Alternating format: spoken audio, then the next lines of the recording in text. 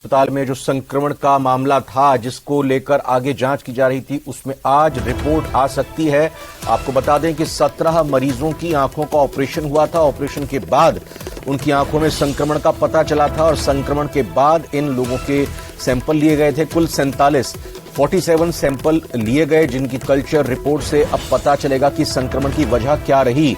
और 9 मरीजों के फिर से ऑपरेशन किए गए हैं। जांच के बाद 9 मरीजों का फिर से ऑपरेशन किया गया। शनिवार को 4 और रविवार को 5 मरीजों के ऑपरेशन किए गए हैं। अन्य मरीजों को भी अभी एंटीबायोटिक इंजेक्शन लगाए जा रहे हैं ताकि इनका इन्फेक्शन जो आंखों में हुआ है वो ठीक हो सके।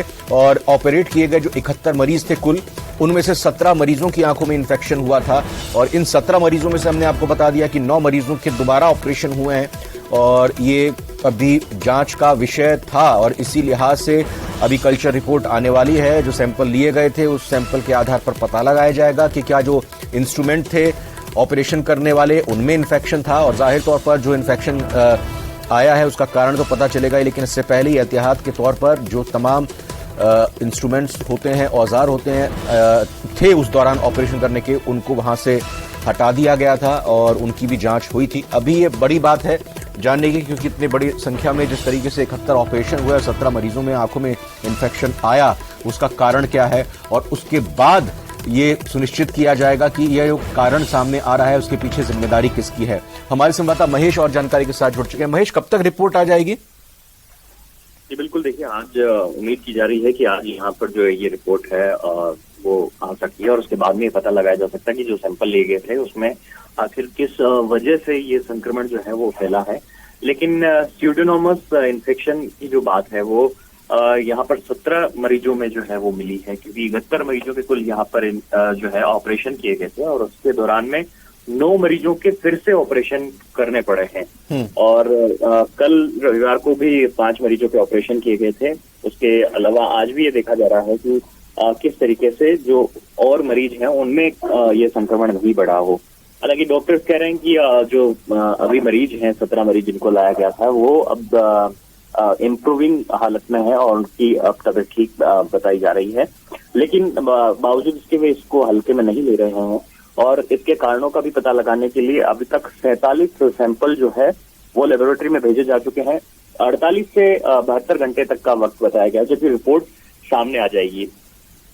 इसके अलावा जो बाकी भर्ती मरीज हैं उनको अब एंटीबायोटिक के जो इंजेक्शन है वो लगाए जा रहे हैं। एंटीबायोटिक में मॉडिफिकेशन किया गया है, लेकिन ओटी के बाहर से जो आने वाली जो भी वस्तुएं हैं उनमें किस तरह का ये संक्रमण आया है या फिर हवा के थ्रू जो है ये संक्रमण पेशेंट्स में देखने को मिला है, क्योंकि ऑपरेशन के दौरान में हवा में भी जो संक्रमण है वो हो सकता है, ऐसा डॉक्टर्स का अनुमान होता है। हालांकि इसके पहले फ्यूमिगेशन होता है और ये सारी प्रक्रिया भी अपनाई जाती है, लेकिन बावजूद इसके अब भी जांच का विषय हो गया है कि आखिर संक्रमण जो है वो फैला कहाँ से है। डॉक्टर्स का कहना है कि देश में ऐसे पहले भी मामले सामने आते रहे हैं, लेकिन जो एम्स है या फिर और भी जो बड़े मेडिकल संस्थान हैं देश के, उनके विशेषज्ञों से इस बारे में चर्चा की जा रही है, राय ली जा रही है और साथ ही में इस मामले में जो जांच कमेटी बैठी हुई है वो भी जो है इस मामले के अंदर पड़ताल में जुटी हुई है। जी महेश, देखिए एक सवाल और भी उठता है। ये बात सही है कि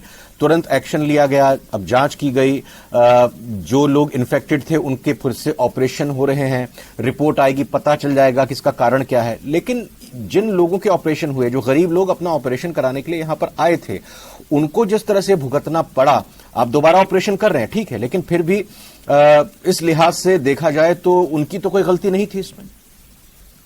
देखिए बात बिल्कुल ठीक है कि जब भी कोई मरीज या कोई भी पेशेंट आता तो वो डॉक्टर के पूरे भरोसे अपनी एक तरह से कह सकते हैं कि बॉडी सौंपता है उनको कि आप जो भी है मुझे इलाज दीजिए, आप हर हाल में ठीक कीजिए। उपचार के लिए वो पूरी तरह से आश्रित रहता है डॉक्टर्स पर और डॉक्टर्स का ये कहना है कि वे अपनी सावधानी पूरी बरतते हैं जब भी कोई ऑपरेशन होता है, सर्जरी होती है उस दौरान में। लेकिन जिस तरह के जो संक्रमण की बात आई, अगर इसमें लापरवाही है तो ये बर्दाश्त करने के लिए नहीं होगा और अगर ये किसी और वजह से संक्रमण है तो ये ध्यान देने वाली बात होगी। मान लीजिए जैसे अगर फ्लूइड से कोई ये संक्रमण फैला है तो ये फ्लूइड के बैच से कितने जगहों पर ये फ्लूइड पहुंचा हुआ है या किसी मेडिसिन से पहुंचा है, तो इस बैच की कितनी मेडिसिन से ये जो संक्रमण है वो अलग अलग जगहों पर पहुंचा है, तो ये और भी ज्यादा घातक। और बिल्कुल महेश, नजर रखिएगा इस खबर पर, आपसे आगे हम इस बारे में जानकारी लेंगे जैसे इस रिपोर्ट के बारे में पता चलता है। फिलहाल बहुत बहुत शुक्रिया आपका।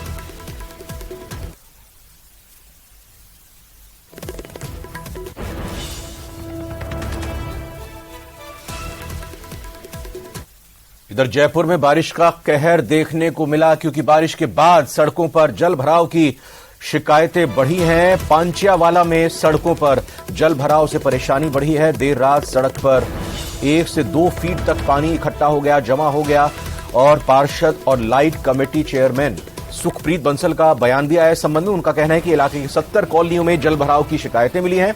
जेडीए का दस्ता मौके पर पहुंचा और बैरंग उसको वहां से लौटना पड़ा।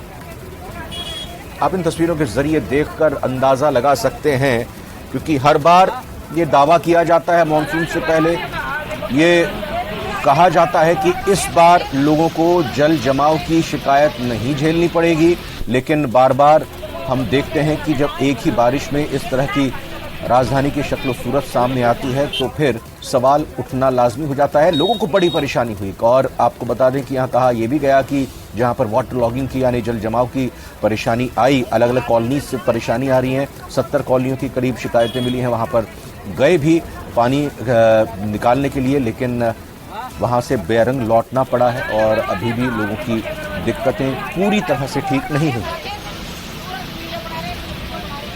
तो जयपुर के अलग अलग इलाकों की आप तस्वीर देख रहे हैं, कल कैसे बारिश हुई और उसके बाद बारिश के बाद किस तरीके से यहाँ लोगों की समस्या बढ़ गई। महेश दादीप से बात करते हैं। महेश, लगातार कॉलोनी से फोन आ रहे होंगे जैसा अभी हमने बताया भी, और जा भी रहे हैं वहां पे वाटर लॉगिंग की समस्या को दूर करने के लिए, लेकिन बैरंग क्यों लौटना पड़ा उनको? देखिए, बिल्कुल जिस तरीके से यहाँ पर जो है जयपुर में बारिश के बाद में जो जल भराव की तस्वीरें हैं वो कई जगहों से देखने को मिल रही है। ये पांच्यावाला की तस्वीर आपने देखी है, जिसमें कि बताया जा रहा है यहाँ पर कि करीब 70 कॉलोनियों में जल भराव की शिकायतें हैं। मुख्य सड़क है, उस पर लबालब है पानी, और उसी में से वाहनों को गुजरना पड़ रहा है।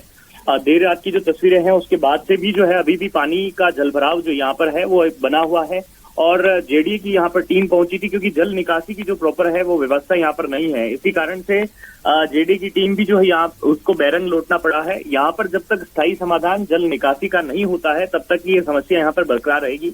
नगर निगम भी इसमें लाचार नजर आता है, तो जेडीए भी कहीं न कहीं इसमें लाचार दिखाई दे रहा है। पहले स्थानीय जनप्रतिनिधियों की बात करते तो यहाँ पर स्थानीय निवासियों ने विधायकों तक अपनी आवाज पहुंचाई। वहाँ की जो जनप्रतिनिधि पार्षद हैं सुखप्रीत बंसल, उनसे बात हुई तो उनका ये कहना था कि जब तक कि जेडीए इस पे प्रॉपर सॉल्यूशन नहीं बना देता है तब तक ये जल निकासी यहाँ से होने वाली नहीं है। और इसी के साथ में यहाँ जो 70 कॉलोनियां है वहां पर भी पानी का भराव अभी तक बना हुआ है। ऐसे में स्थानीय निवासियों की धन्यवाद आपका महेश, फिलहाल इस खबर पर अपडेट देने के लिए बहुत बहुत शुक्रिया। और अगली खबर का रुख भी जयपुर से ही करेंगे, क्योंकि ये आपको बता दें कि न्यू सांगानेर रोड पर लजीज होटल के बाहर अचानक सड़क धंस गई और मेन रोड धंसने से करीब 10 फीट चौड़ा गड्ढा हो गया। तस्वीरें आपके सामने हैं। ये इतना गहरा गड्ढा 10 फीट का हो गया। पुलिस ने सुरक्षा के लिहाज से ट्रैफिक रूट को डाइवर्ट कर दिया, क्योंकि कोई दुर्घटना हो सकती है। इस लिहाज से बारिश और सीवरेज लाइन में लीकेज के कारण ये बताया जा रहा है कि रोड धंस गई है, और इसी वजह से फिलहाल अभी रूट डाइवर्ट किया हुआ है। लेकिन हर हाल में कारण दिख रहा है, कारण जो भी बताया जा रहा है कि किस वजह से धंसी है, कहा यह जा रहा है कि जो सीवरेज लाइन नीचे से गुजर रही है उसमें लीकेज हुई होगी। नीचे से लीकेज होने की वजह से लगातार उसने सड़क की नींव को कमजोर कर दिया, फिर ऊपर से बारिश हुई और इस वजह से ये गड्ढा हो गया। गनीमत ये रही कि कोई हादसा दुर्घटना नहीं हुई, और एहतियात के तौर पर पुलिस की तरफ से पहले ही इस सड़क से रूट को डाइवर्ट कर दिया गया। रोशन शर्मा हमारे संवाददाता जुड़े हैं और जानकारी के साथ। रोशन, यहाँ अभी गड्ढा यहाँ पे जिस तरह से है, रूट तो डाइवर्ट कर दिया गया, लेकिन कमी पता चल रही है, लापरवाही पता चल रही है, किसकी है इसमें? राजधानी जयपुर के अंदर बारिश के मौसम के दौरान इस तरीके की आए दिन घटनाएं सामने आ रही है कि जो सड़क है वो अचानक से गड्ढे में तब्दील हो जाती है। ये जो न्यू सांगानेर रोड लजीज होटल के सामने की घटना है, बताया जा रहा है देर रात्रि में जो बारिश हुई है जिसके चलते जो सीवरेज लाइन है उसमें पहले से कहीं ना कहीं लीकेज था, जिस वजह से ये जो लीकेज एक बड़े गड्ढे में तब्दील हो गया। इस गड्ढे ने जो सड़क यहाँ पर जो बनी हुई थी उसने जो वो सड़क है वो गड्ढे में धंस गई। हालांकि लोगों की सूझबूझ के चलते हुए यहाँ पर किसी भी तरीके की कोई जनहानि नहीं हुई। इस गड्ढे के चारों ओर बैरिकेटिंग कर रोड जो डाइवर्ट किया गया है और अब इस गड्ढे को भरने का काम किया जा रहा है, जिससे पहले जो सीवरेज जो लाइन की रिपेयरिंग है वो इंजीनियर्स की तरफ से की जा रही है और लगातार फ्लड कंट्रोल रूम के ऊपर जो प्रशासनिक अधिकारी हैं वो इसके ऊपर नजरें बनाए हुए हैं और कुछ ही देर बाद में जो रास्ता है वो सुचारू हो पाएगा। बहुत बहुत धन्यवाद रोशन आपका फिलहाल जानकारी के लिए।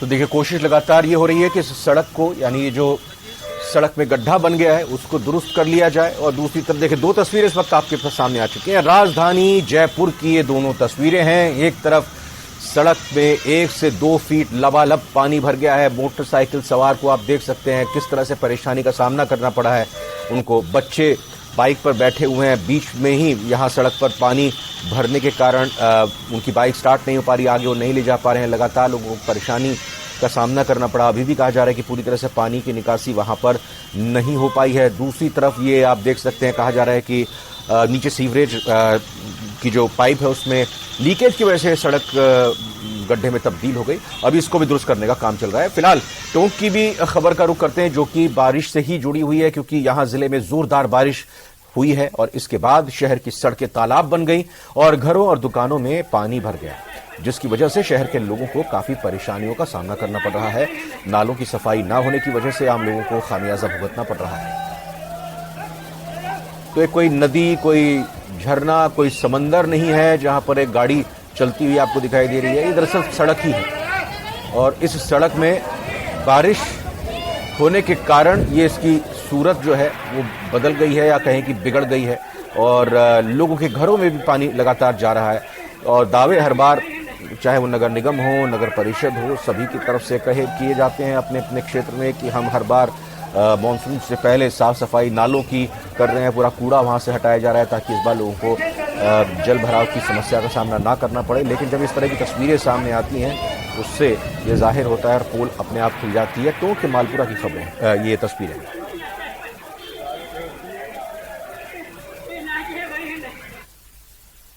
सिरोही से खबर, जहां पर आबू रोड में अग्नि तांडव देखने को मिला। कांस्टेबल की कार आग के गोले में तब्दील हो गई। गिरवर चौकी परिसर में खड़ी कार में आग लग गई। पानी के टैंकर और फायर ब्रिगेड मौके पर पहुंचा। कड़ी मुशक्कत के बाद आग पर काबू पाया गया। ये आप देख सकते हैं, आग का गोला एक कार बन गई। आग लगी कैसे अभी फिलहाल नहीं पता चला है, लेकिन माना ही जा रहा है कि शॉर्ट सर्किट हुआ होगा और इसी वजह से ये आग लग गई। सिरोही के आबू रोड में ये आग का तांडव इस कार के साथ देखने को मिला, क्योंकि बताया जा रहा है कि कांस्टेबल की कार जो कि अचानक आग के गोले में तब्दील हो गई, मौका ही नहीं मिला इस आग को बुझाने का और कार पूरी तरह से धू कर जल उठी। ये एक तरह से पता चला है कि गिरवर चौकी परिसर में ही खड़ी हुई थी कार जब इसमें आग लगी है। पानी के टैंकर और फायर ब्रिगेड को मौके पर पहुंचने के बाद कड़ी मशक्कत करनी पड़ी और इस आग को बुझाया गया। जयपुर में जेडीए का एक बड़ा एक्शन देखने को मिला है। जेडीए प्रवर्तन दस्ते की बड़ी कार्रवाई हुई है। जेडीए जोन 5 में कार्रवाई को अंजाम दिया गया है। गायत्री नगर महारानी फार्म इलाके में अवैध बिल्डिंग को सील किया गया है। 7 मंजिला अवैध बिल्डिंग पर जेडीए की कार्रवाई हुई है। अवैध फ्लैट को सील किया गया है। गायत्री नगर के भूखंड संख्या 145 पर एक्शन हुआ है।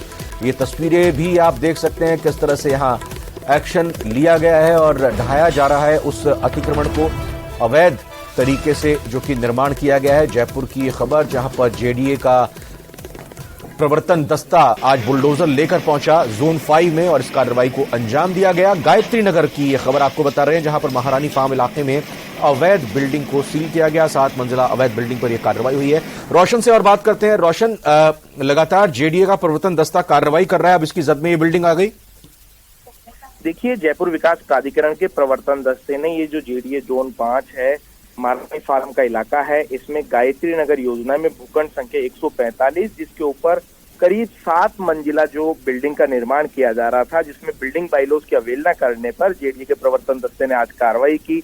जो अवैध जो निर्माण है उसे भी हटाया गया, साथ ही साथ में जो अवैध जो फ्लोर हैं जिनमें बिल्डिंग बाइलॉज की अवहेलना हुई है उन्हें सील किया गया है। मुख्य नियंत्रक प्रवर्तक रघुवीर सैनी लगातार ये जो इस पूरी जिस तरीके से जो अवैध जो ये जो निर्माण का जो मामला सामने आया है उसके बाद में एक्शन दिखाते हुए जो पहले अवैध जो निर्माण करता है उसे नोटिस दिए। जब नोटिस के दौरान जब संतुष्ट जवाब नहीं मिला, इसके बाद में जेडीए के प्रवर्तन दस्ते ने आज इस कार्रवाई को अंजाम दिया है। आपका शुक्रिया फिलहाल अपडेट के लिए रोशन शर्मा।